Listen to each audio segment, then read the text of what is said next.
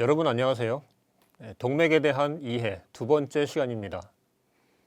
이번 시간에는 흉추 부위에 있는 동맥의 경혈을 치열하는 방법에 대해서 알아보도록 하겠습니다. 흉추 부위는 극돌기의 생김새가 뾰족뾰족하게 튀어나온다고 말씀드렸죠. 그리고 극돌기의 간격이 요추나 경추에 비해서 비교적 간격이 넓은 편입니다. 그래서 극돌기를 한 개 한 개 넘어갈 때 헷갈리지가 않습니다. 그리고 치열할 때 주의할 점은 극돌기가 튀어나오는 각도가 요추나 경추에 비해서 흉추는 피부의 수직으로 튀어나오는 것이 아니라 비스듬하게 이렇게 아래쪽 방향으로 튀어나오기 때문에 자침을 할 때에는 이 극돌기가 튀어나오는 각도를 고려해야 이게 자침에 도움이 됩니다. 그러면 구체적으로 경혈을 하나씩 치열해 보도록 하겠습니다. 먼저 흉추 부위에서 처음 나오는 경혈이 여섯 번째 척중혈입니다. 척중은 말 그대로 하면 척추의 중심이다 이런 뜻인데요.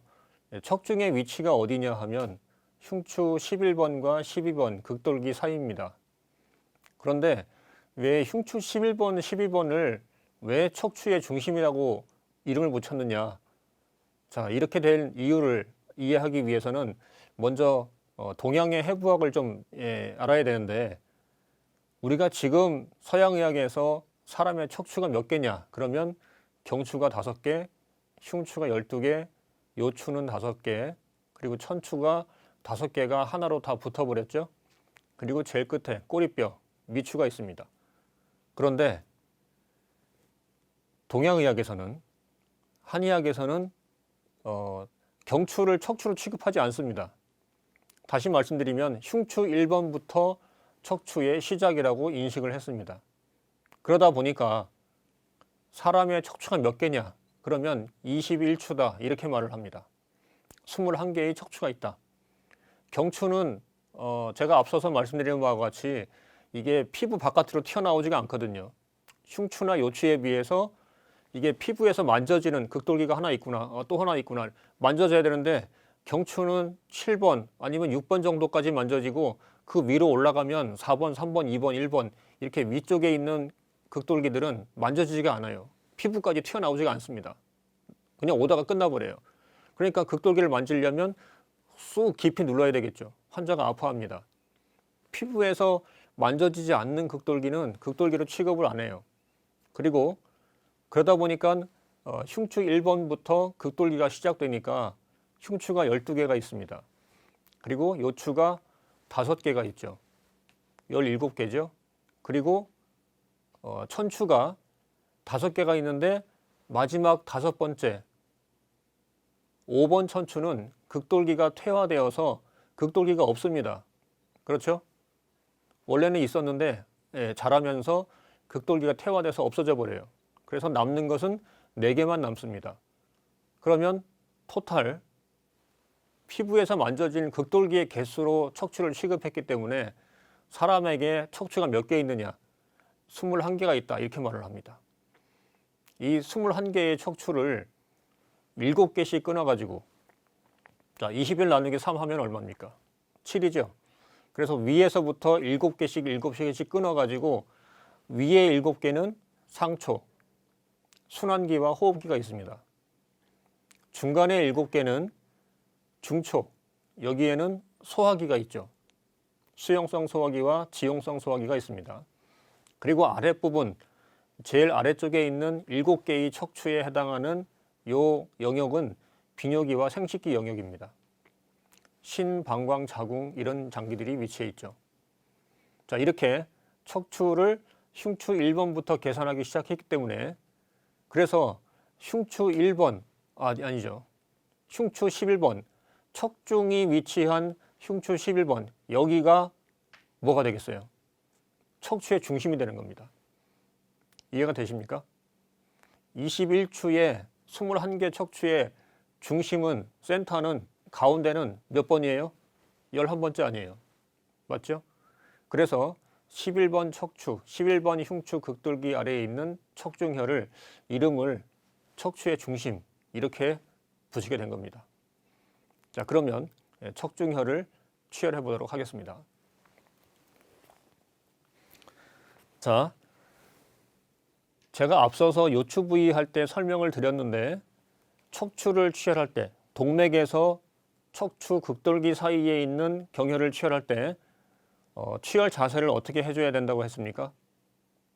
그렇죠. 내가 치열하려고 하는 경혈의 아래쪽에다가 베개를 받쳐가지고 등 쪽이 최대한 볼록해져서 극돌기 사이의 간격이 벌어지면 좋겠다.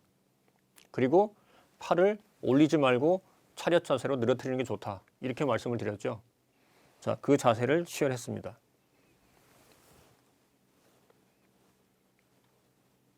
자, 요추 부위에서 아래쪽에서 치열의 기준선이 되는 야코비 선을 먼저 찾고요.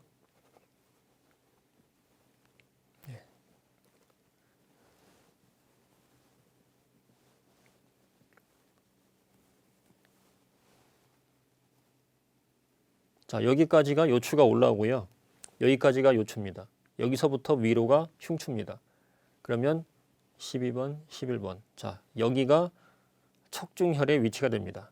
그러면 흉추 11번 척중혈을 치열하기 위해서는 극돌기 간격을 최대로 벌리기 위해서 뭘 한다고요?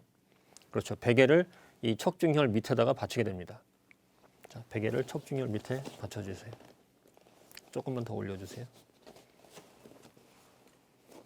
네, 그래서 내가 치열하고 싶은 부위에 아래쪽에다가 베개를 받쳐서 등 쪽이 최대한 볼록해지게 만든 다음에 극돌기 상태가 최대한 벌어지게 해서 치열을 합니다. 자, 흉추 부위에서는 극돌기가 튀어나오는 각도가 수직이 아니고 비스듬하게 나온다고 했죠.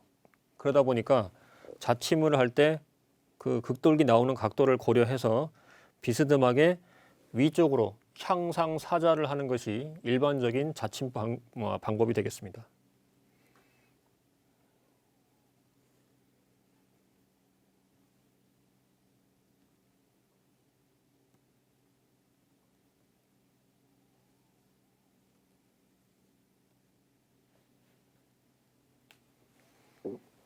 네, 척중혈을 자침했습니다.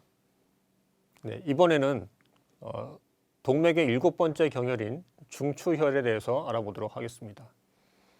중추혈의 위치는 흉추 10번과 11번 극돌기 사이에 있습니다. 그러면 방금 척중을 했었는데 척중에서 11번 극돌기 한 개만 넘어가게 되면 중추혈이 나오게 되겠죠.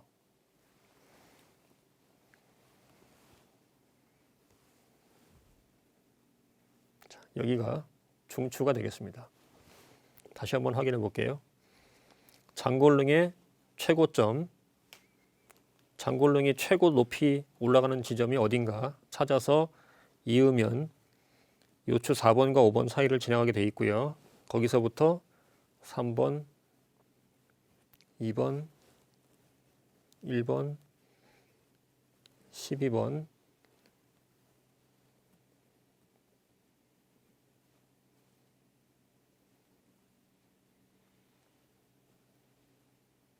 11번 그리고 10번.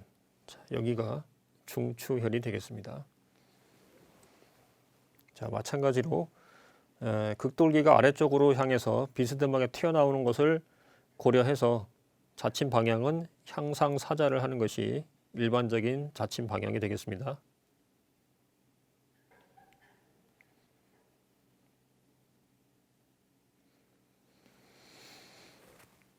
네, 중추혈을 치열했습니다. 이번에는 근축혈에 대해서 알아보도록 하겠습니다. 네, 근축혈은 근육이 수축한다 이런 뜻을 가지고 있는데요. 근축혈의 위치는 중추혈에서 10번 극돌기를 넘어가면 9번과 10번 사이가 되겠죠. 네, 바로 여기 흉추 9번과 10번 사이의 극돌기 사이가 근축혈의 위치가 되겠습니다. 자, 근축혈은 제가 지금 위치가 흉추 9번과 10번 사이라고 말씀드렸죠. 이 흉추 9번 여기가 누구의 영역이냐면 소화기 영역인데요. 아까 제가 척추를 21개로 인식을 했는데 그 중에 중간 부위에 있는 7개의 영역은 소화기 영역이다 이렇게 말씀을 드렸죠. 그 소화기 영역에 해당합니다. 그 소화기 영역을 또 다시 세분하면은 어떻게 나눌 수 있냐? 윗부분이 지용성 소화기고요. 아래쪽이 수용성 소화기입니다. 여러분, 물과 기름을 섞으면 누가 위에 뜹니까? 물이 뜨나요? 기름이 뜨죠.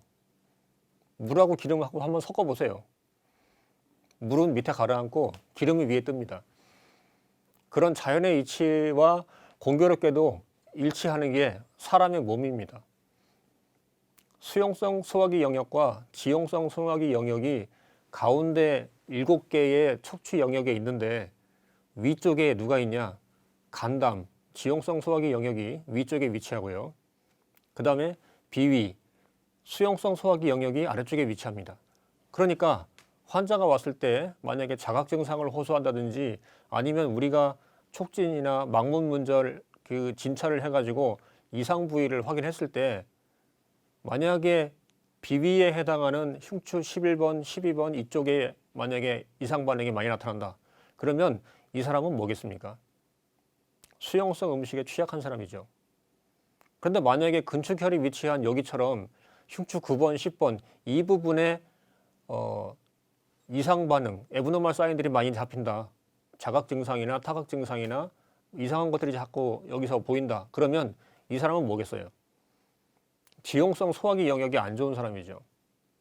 기름 먹으면 안 되는 사람이에요. 자, 그런 것을 알 수 있습니다. 자, 그러면 근축혈을 치열해 보도록 하겠습니다. 야코비선을 연결해서 요추 4번을 찾고요. 3번, 2번, 1번, 12번,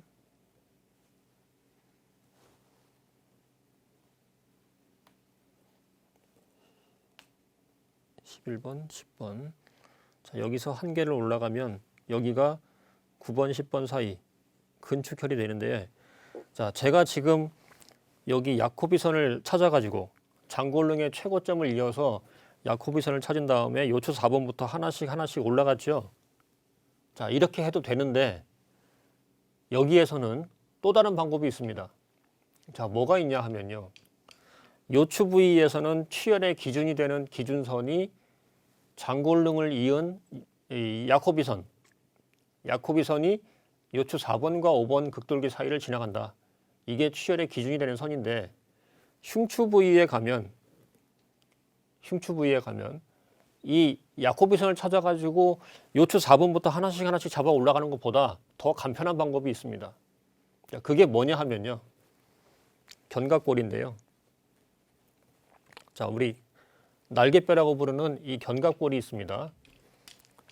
잘 안 만져질 경우에는 환자에게 열중시혈을 시키면 견갑골이 이렇게 튀어나오게 돼요.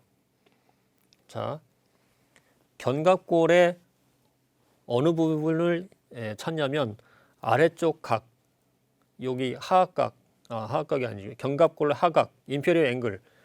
견갑골이 이렇게 역삼각형 모양으로 되어 있는데 아래쪽에 견갑골 꼭지점, 양쪽에 다 있겠죠? 이 견갑골의 꼭지점 양쪽을 아래쪽에 그 꼭지점을 이 인페리어 앵글을 이으면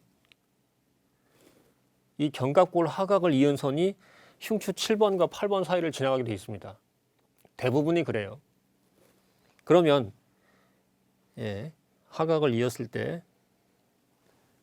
흉추 7번과 8번 사이를 지나가고요. 그러면 거기서 한 개 내려가면 8번과 9번 사이, 또 한 개 내려가면 9번과 10번 사이가 되겠죠. 자, 이렇게 7, 8번을 찾은 다음에 거기서 한 개 넘어가는 게 밑에서 요추 4번을 찾아가지고 계속 하나씩 올라오는 것보다 더 간편하겠죠. 그래서 그 부위에 요추 부위나 흉추의 아래쪽을 취혈할 때는 야코비선을 기준으로 삼는데 이 흉추 상부, 중부 이상 상부 쪽을 취혈할 때는 야코비선 찾는 것보다 이 견갑골 하각을 이어서 7, 8번을 지나간다. 요 선을 기준으로 삼는 게 더 편리합니다. 자, 근축혈은 여기가 되겠습니다.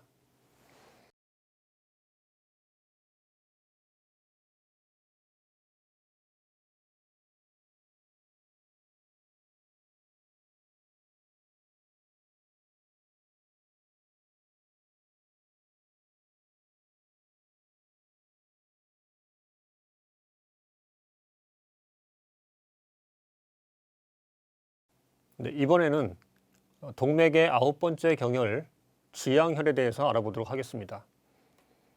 자, 지양이라고 하는 것은 무슨 뜻이냐면 양에 이르렀다.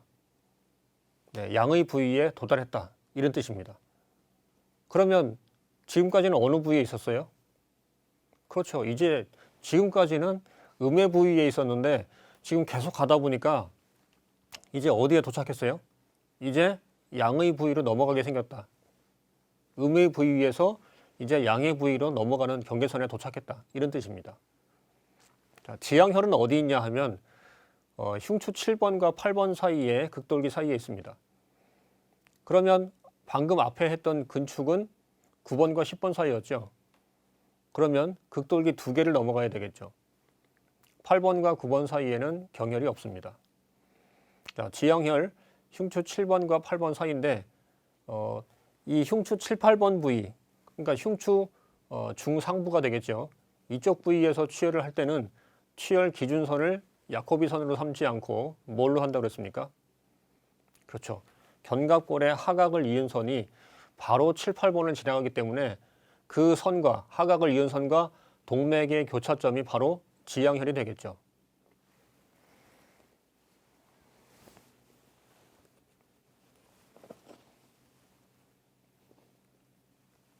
견갑골의 하각을 이은 선이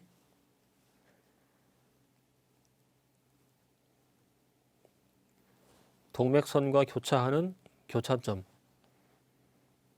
거기가 바로 7번과 8번 사이 지양혈이 되겠습니다.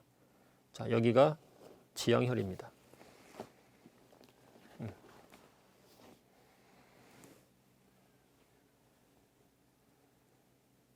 자, 여기가 지양혈입니다.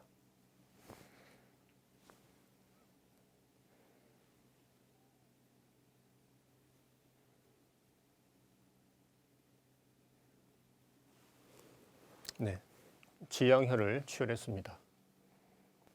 네, 다음으로는 영대혈에 대해서 알아보도록 하겠습니다. 네, 영대는 동맥의 10번째 경혈인데요. 자, 영대라는 글자를 보시면 신령할 영자에 누각 할 때 그 대자죠. 네, 신령할 영자가 들어간 거 보니까 이거 뭐에 쓰겠습니까? 정신질환에 씁니다. 그러면 정신질환에 쓴다는 얘기는 이게 또 뭘 의미할까요? 그렇죠. 이제 소화기 영역은 끝나고 어디로 넘어갔어요? 정신을 주관하는, 뇌를 주관하는 심장, 심의 영역으로 들어갔다. 이제 순환기 영역으로 넘어갔다. 이런 뜻입니다. 네, 영대는 어디 있냐면 지양혈에서 극돌기를 한 개 더 넘어가면 영대혈이 나옵니다. 그러니까 흉추 6번과 7번 사이, 극돌기 사이가 영대혈이 되는 것이죠. 그 한의학에서는 흉추 7번과 8번 사이 지양, 여기를 뭐라고 인식하냐면 횡격막이 위치하는 높이다, 이렇게 인식하고 있습니다. 그래서 횡격막을 기준으로 해서 아래쪽은 복강이 되고 위쪽은 흉강이 되죠. 아래쪽은 땅이고 위쪽은 하늘입니다. 흉강에 위치한 장기 중에 주요한 장기가 폐하고 심장이 있는데요. 복강에서 흉강으로 넘어가면 심장이 먼저 나오고 그 다음에 폐가 제일 위쪽에 있죠. 그래서 횡격막을 넘어감과 동시에 순환기 영역, 심장의 영역이 시작됩니다. 그럴 때 처음 나오는 혈이 영대가 되는 것입니다. 자, 견갑골 하각을 이어서 7, 8번을 찾고요. 여기에서 7번 극돌기를 넘어가게 되면 여기가 영대혈이 되겠습니다.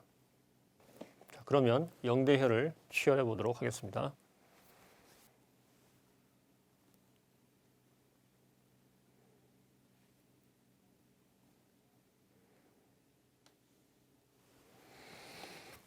네, 영대혈을 취혈했습니다.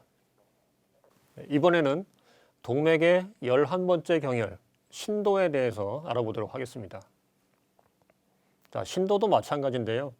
영대와 마찬가지로 경혈 이름에 정신신자가 들어있죠.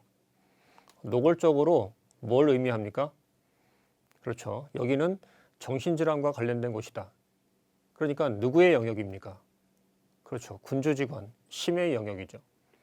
순환기 영역의 핵심, 순환기 영역의 센터, 그게 어디냐면 신도혈이 위치한 흉추 5번입니다. 0대에서 극돌기 한 개만 더 넘어가게 되면 흉추 5번과 6번 사이가 되겠죠. 여기가 신도혈의 위치가 되겠습니다.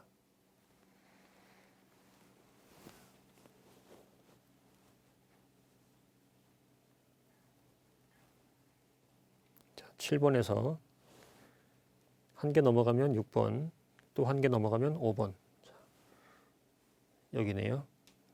여기가 신도혈의 위치가 되겠습니다. 자, 그러면 치열을 해보도록 하겠습니다.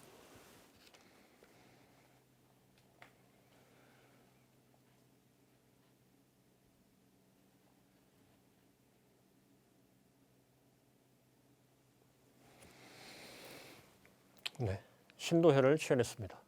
이번에는 동맥의 12번째 경혈 신주혈에 대해서 알아보도록 하겠습니다. 자, 혈 이름에 뭐 정신이라든지 뭐 멘탈 이런 거와 관련된 글자가 안 보이죠? 뭘 의미합니까? 이제 심장과 관련된 순환기 영역은 끝났다 이런 뜻입니다. 그러면 순환기 영역을 지나서 더 위로 올라가면 인체에서 제일 위쪽에 뭐가 있을까요? 그렇죠. 제일 위에 있는 게 호흡기 영역입니다. 그러면 이 호흡기 영역으로 넘어갔을 때 처음 나오는 게 신주혈인데 신주혈의 위치는 극돌기를 2개를 넘어갑니다. 그래서 흉추 3번과 4번 사이, 3, 4번 극돌기 사이가 신주혈의 위치가 됩니다.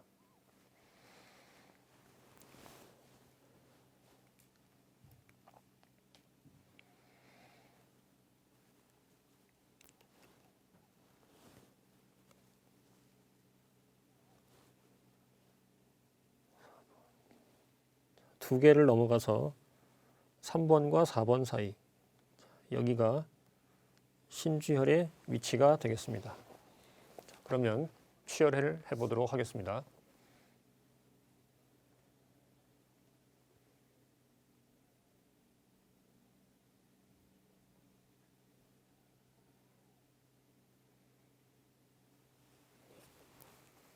네, 신주혈을 치열했습니다.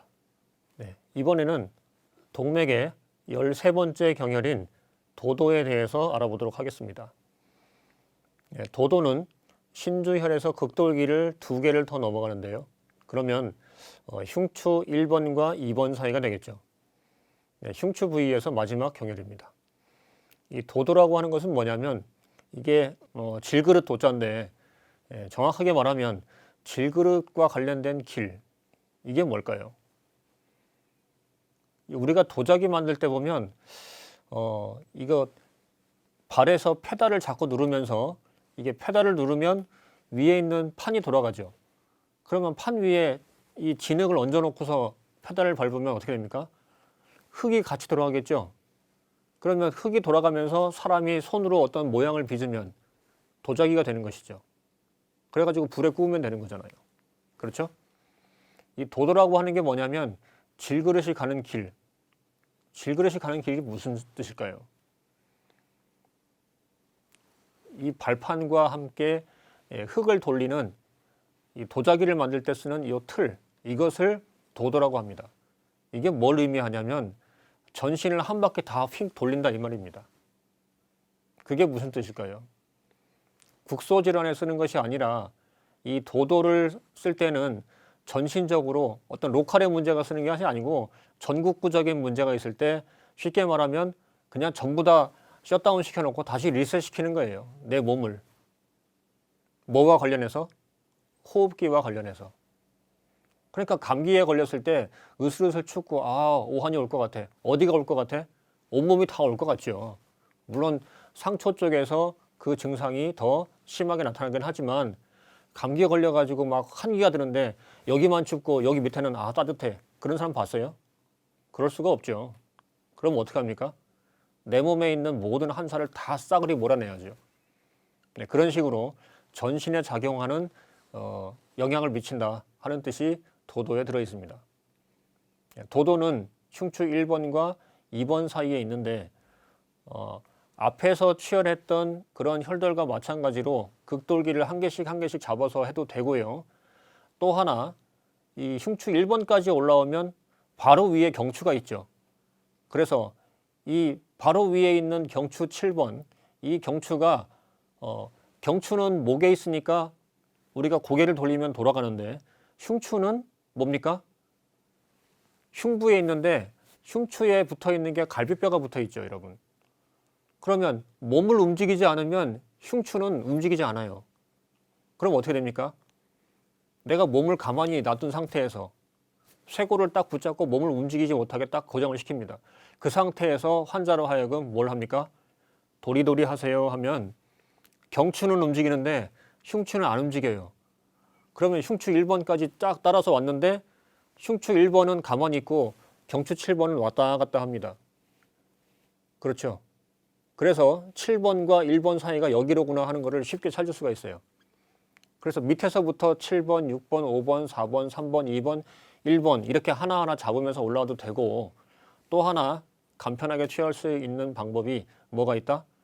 고개를 돌려서 흉추와 경추 사이의 경계선을 찾는 것. 이것도 하나의 방법이 될 수 있습니다. 그러면 어떻게 하는지 보여드리겠습니다. 자, 앉아보세요. 자, 이쪽을 보고 앉아보세요.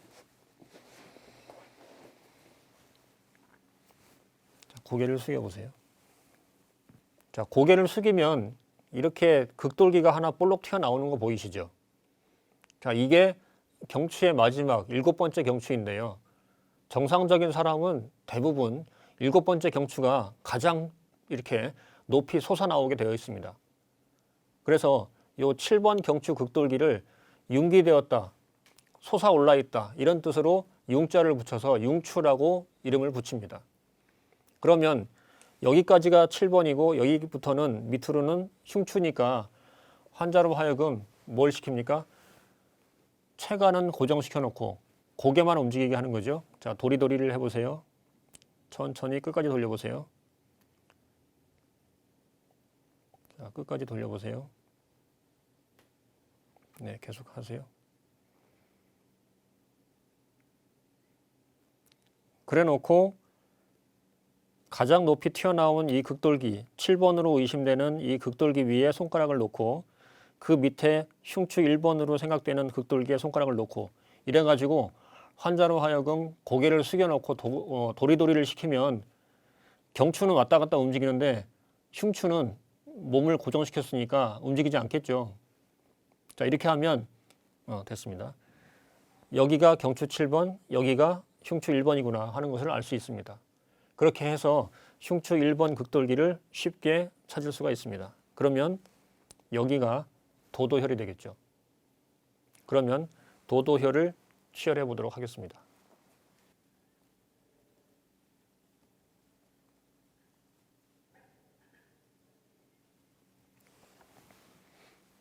네, 도도혈을 치열했습니다. 네, 이상으로 흉추 부위에 있는 동맥의 경혈을 어떻게 치열하는지에 대해서 알아봤습니다.